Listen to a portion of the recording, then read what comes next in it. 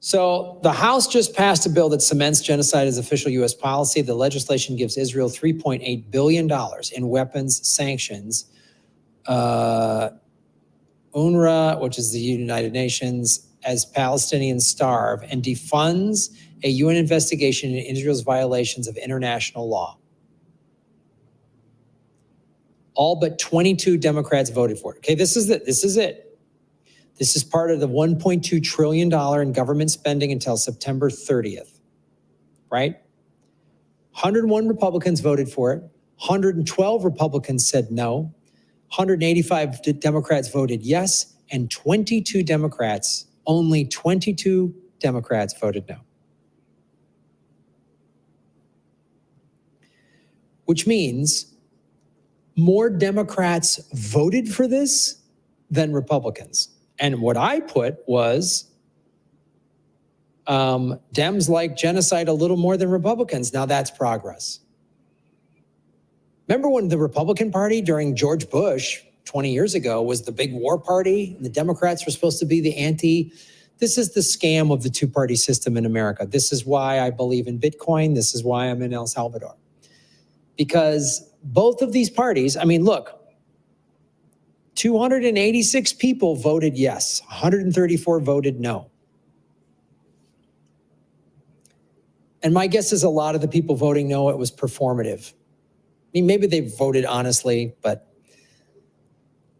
both parties support war, as this bill. Both parties, we know both parties get money from AIPAC. The Democrats clearly get more money from AIPAC, but the Republicans get money from AIPAC as well. AIPAC and the NRA are like mirror opposites, right? So the NRA gives more money to Republicans, but there's still Democrats that take NRA money, which is why we still have mass shootings and all America gets his thoughts and prayers. And then AIPAC gives the majority of its money to Democrats, but still to Republicans, as is the voting, this voting indicates. So while there's tent cities in every major American metropolitan area, right? Every major city in America has homeless encampments. Every single one.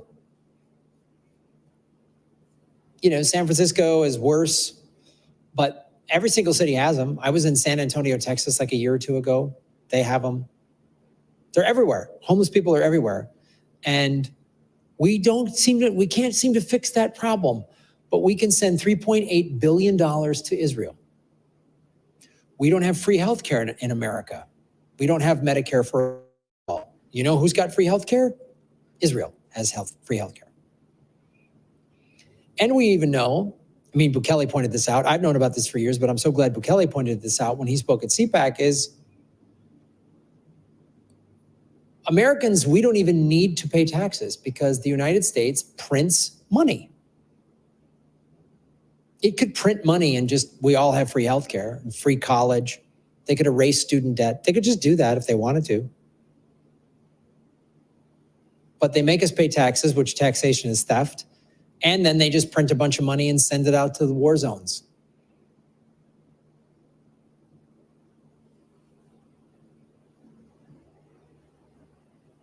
Unreal, man. Unreal.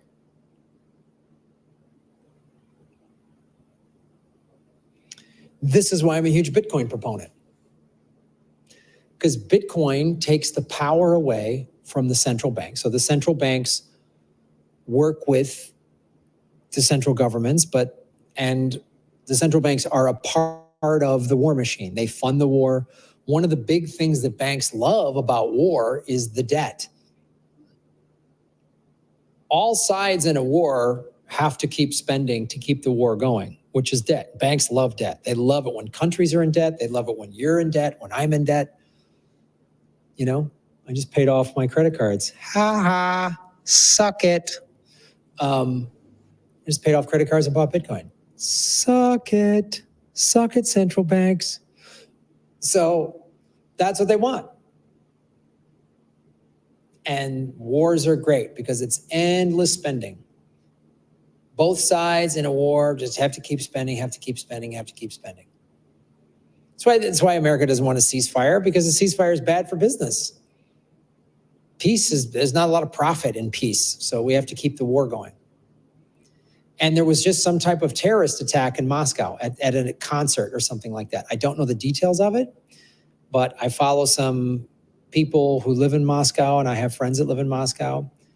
And apparently, the last I heard, there was 40 people killed. There might be more than that. A bunch of people were injured, but there was some type of terrorist attack. One person's maybe been arrested, but I don't know.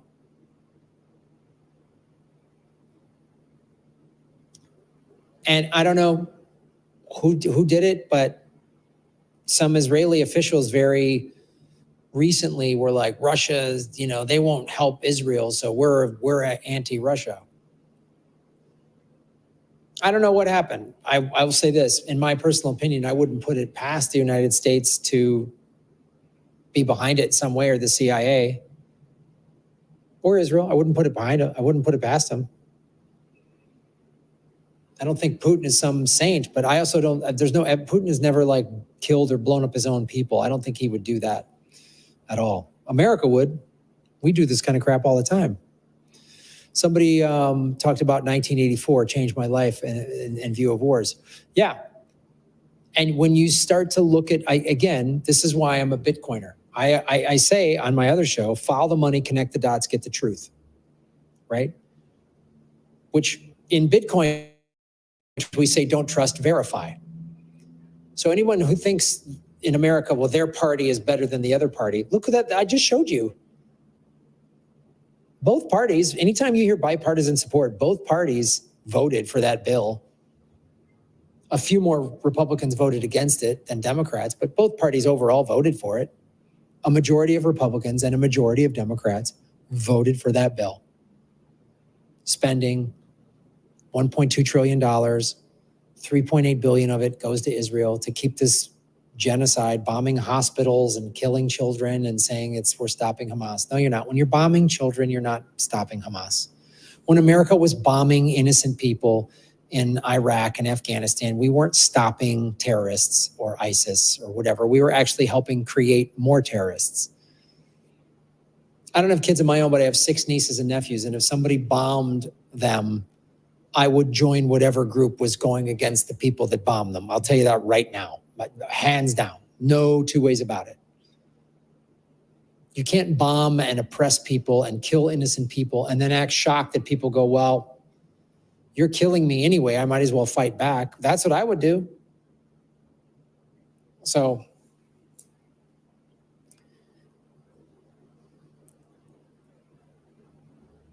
I've pointed this out before. We'll do this open secrets. We'll go to this website. We're going to do this. So I've done this before, but I haven't done this on this show. So this is something that go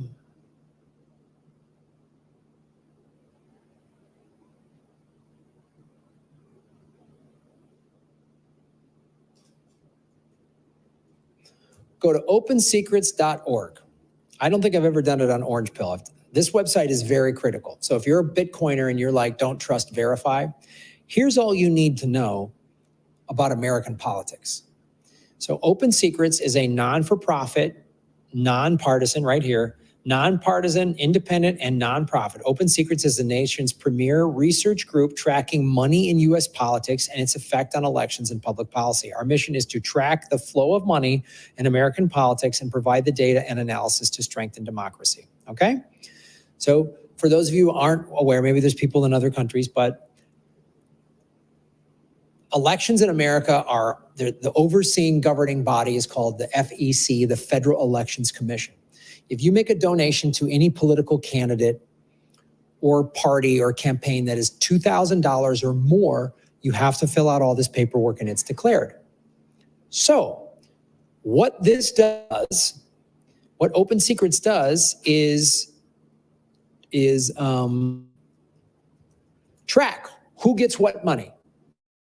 It cuts through all the bullshit. Don't read a candidate's or your favorite, even a politician you voted for. Don't read their Twitter page. They're going to say this and that, and their website. Oh, we're this, I'm against that. See where they're getting their money from. That will tell you the truth. So I'm going to type in defense industry spending. Well, first we'll do this. Defense sector spent $101 million on lobbying during the first 3 quarters of 2022. So all this war that's happening in Ukraine and Israel, what Israel's doing, it's part of the war machine, okay? But then let's go back, candidates.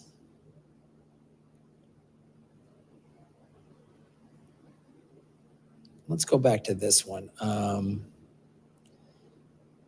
This is my favorite one to do. Okay. Defense sector. So you can just type in, right, who spent what? Top contributors in 2022, or excuse me, in 2023 and 2024. It's right here on the screen, right? You see it? Lockheed Martin, right?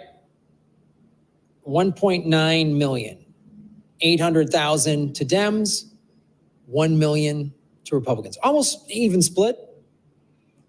Northrop Grumman, 1.2 million, 600-some thousand to the Democrats, 600-some thousand to the Republicans. Right down the middle. Right down the middle. Okay? General Atomics, 1.2 million. 207,000. They went a little more red. They went a little more heavy on the red. 300-some thousand, almost 300,000 to the Dems, 800-some thousand to the Republicans. Okay. Right? Harris Technologies, 1.2 million. 450,000 to the Democrats, 750,000 to the Republicans. Okay, pretty fair. RTX Group, $1 million. Almost even. 5-something to the Republicans, almost a little under 500 to the Democrats. Look at this. See this? I'm not making this up. This isn't conspiratorial. I'm not coming up with this is open secrets. This is a matter of public record. Okay? Contribution trends. Look at this. Annual lobbying totals since 1998. Look at all this.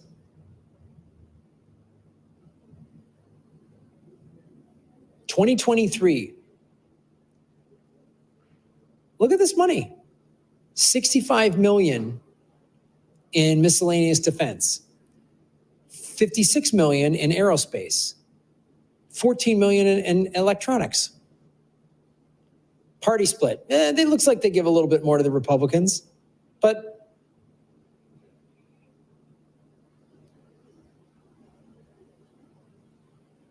they spend money on war. Let's do this one.